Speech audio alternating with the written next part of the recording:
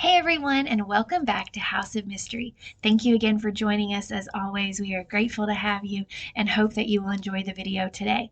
I know I make a lot of videos about Hallmark murder and mysteries. That is very much the genre. I like the cozy mystery series, and they do such a great job. But there are a lot of good murder mystery shows out there that are not on Hallmark, or at least they are not Hallmark originals. And so today we're going to explore 5 of those shows that I really love. Now, I think sometimes that mystery genre can be hard to kind of nail down because when you start looking at detective shows and true crime and things like that, those are all kind of encompassing in mystery. So these aren't all necessarily cozy mysteries, but again, that is kind of what I gravitate to. I'm sure that 3 months from now, I could do another video with 5 more shows that I would say are great. So I don't want to say these are the top 5 because I know there's so much more out there, and that's one thing that I would love to have your feedback on if I were going to do another video on top 5 mystery shows that are not Hallmark based that you think deserve a lot of praise. What shows would they be? I would love to know. But here are the 5 that I want to talk about today because I have really grown to love them. The first one that actually slid under my radar for a really long time is Midsomer Murders. I just started watching this, so I have a ton of episodes still left to watch, but so far I'm really loving this series. Now, if you like murder mysteries, you probably are very familiar with this because this show has been around since 1997. It is currently entering, I think its 24th season, so I am not there yet because I'm trying to watch them in order. As any show basically that lasts that long, there are some character changes. Now, from what I can tell, they're done very well. They flow very well. Like the lead detective leaves and his cousin comes in to take over. But I really like them so far. To me, they still even fall in that cozy mystery genre. Now, this may be just the early 1997 episodes. It may have gotten more graphic and things like that. Through season 24, I'm really not sure.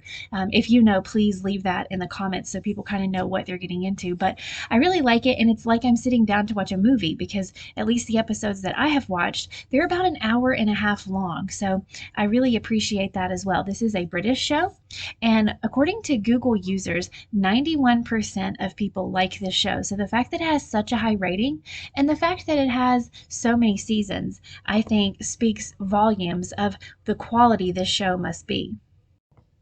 So I'll just read you the summary of basically what this series is about. This is from Google. You can actually watch these for free on Tubi. Now, again, I don't know if you can watch every season on Tubi, but that is where I have been watching it. And some of these shows, like I said, while I say that they're not Hallmark originals, they may actually air on Hallmark sometimes because I know one that I'm going to talk about later does. But here we go. Here is what this series is all about. It's based on the crime novel series by author Carolyn Graham, and it follows the efforts of Detective Chief Inspector John Barnaby to solve crimes that occur in the wealthy, isolated English county of a Midsomer, a picturesque and peaceful place on the outside, but one filled with amoral and snobbish eccentrics with all kinds of vices. Chief Inspector Barnaby is the younger cousin of DCI Tom Barnaby, who retired in 2011. And that's the character change that I was talking about. His right-hand man is Detective Sergeant Jamie Winter, who is young, keen, and smart as a whip. Midsomer Murders is the UK's longest running contemporary detective drama, having aired on TV since 1997.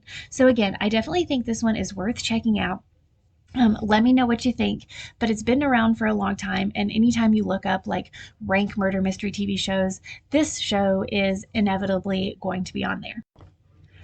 Another show that I really love is Murdoch Mysteries. Now, I think that this show actually encountered a name change at some point when a company bought another company and it changed over to The Artful Detective. And then I think maybe it changed back to Murdoch Mysteries because it's kind of like I look up both and I can find both titles, but I think they're like, we should have just stuck with Murdoch Mysteries. And so now when it's getting renewed, that's really what most people are referring to it as. But this has been around. I think this is going to start its 18th season. This is a Canadian based show as well. It takes place in Toronto. And it is super good. And again, not one that I have watched the entire series, but the episodes that I have watched, I really loved because it was so different than any other murder mystery I had watched. It takes place in the early 1900s, late 1800s, and it's about using these like forensic techniques that were new at the time to solve cases. A lot of people like it because they feel like you get to know the people on a deeper level. It's not just about murder mysteries, but also about the relationships and things like that. So if you're looking for that type of show, this might be a good one for you. Now, Google says that 92% of viewers like this TV show, but actually in doing my research, I found somewhere that on Rotten Tomatoes, this actually had 100%, which does not happen very often. So if that tells you anything, that's a really good review. So here is just an overview of Murdoch Mysteries. Again, based on novels by Maureen Jennings, Murdoch Mystery follows young detective William Murdoch in a series of stories taking place in Toronto during the 1890s and early 1900s. Several challenging murder cases arise.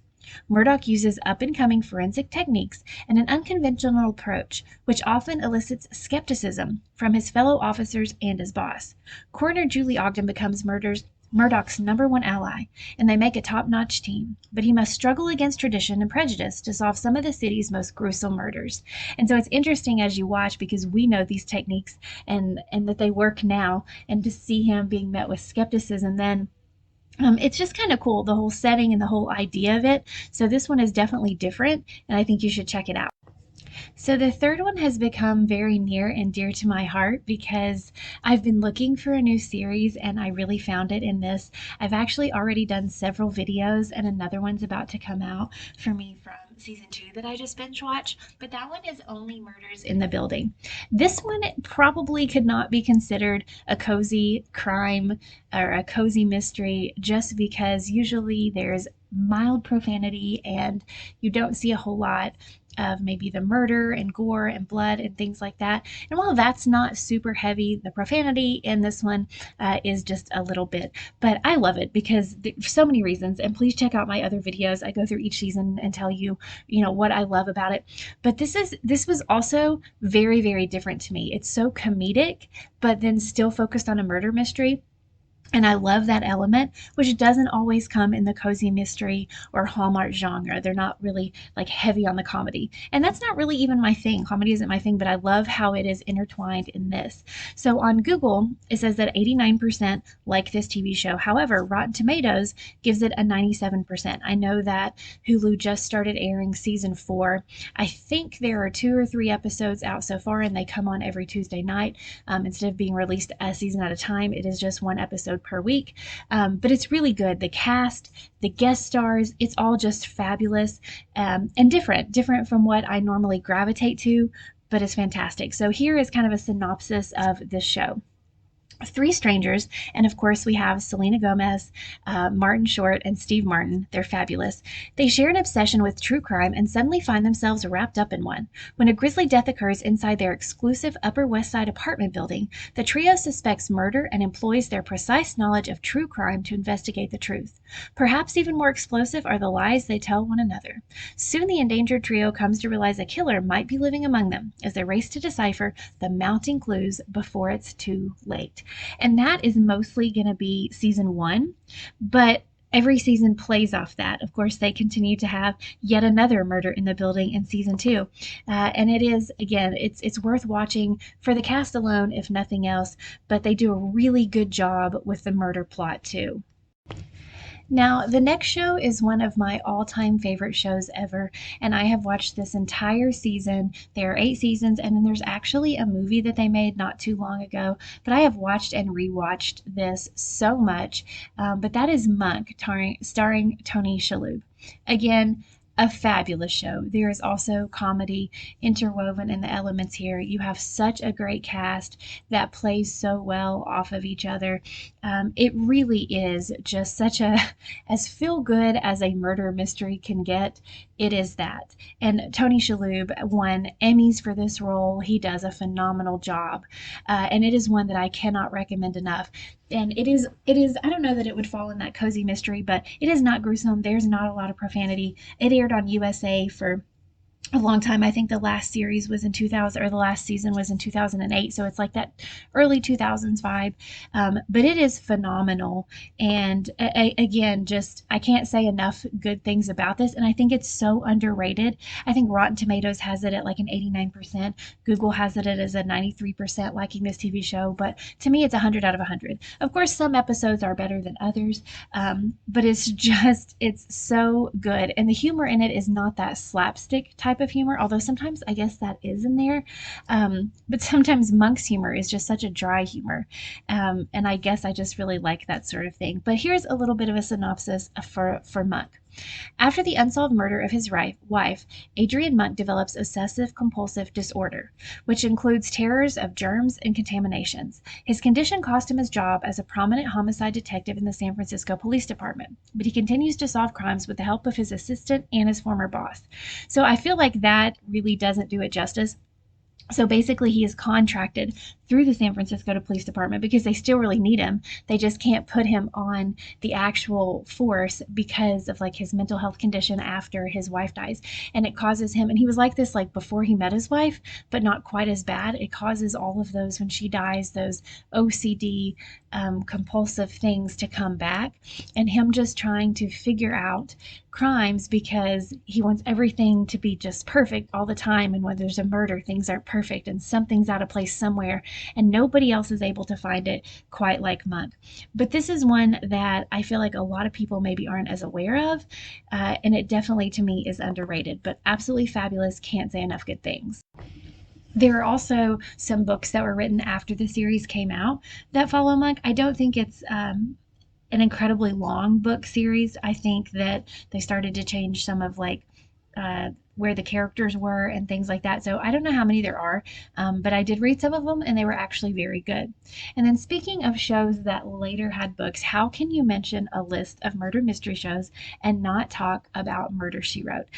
One of the longest running and most famous shows I think ever, and I'd say it probably has a little bit of a cult following in places like when I turn my TV on, there is this app that just plays Murder She Wrote all day. Apparently it's always on there, and so I'm clicking on it all of the time. You can watch it on a ton of streaming platforms, and I do think that Hallmark airs Murder She Wrote as well, so it's not a Hallmark original, but you would definitely see it on there. And this is just a fabulous series. Again, I think it has a lot of rewatchability, and there were books that came out after this series, and they're still coming out today. There are tons. I have so many Murder She Wrote books, and I know that I don't have them all. And it's cool because it is like co-written by Jessica Fletcher and Donald Bain, and then Donald Bain wrote the first many in the series, and now it is switched to another author, but it also has like Jessica Fletcher because she was the writer on the show. So I think that's pretty cool how they incorporate that into the book series. But Murder, She Wrote, of course, stars Angela Lansbury, just an amazing actress, did so many things in her time.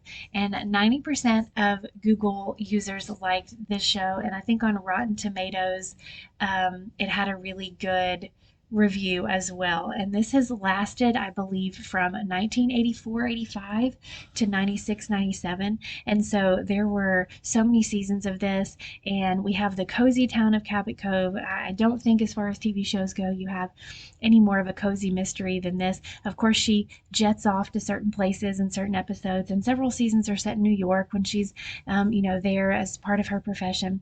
But this, even growing up, was something that contributed to my love of murder mysteries. I had family who would watch this show, and so I just kind of got into it, and it's really so good. And I know if you like murder mysteries, you've probably watched this one already. I intend to do lots of videos over this. Honestly, there are certain just episodes that I want to talk about. I want to talk about different seasons, which ones are better, which ones are worse, and things like that. But this is a fantastic show, and again, I'll read you a description.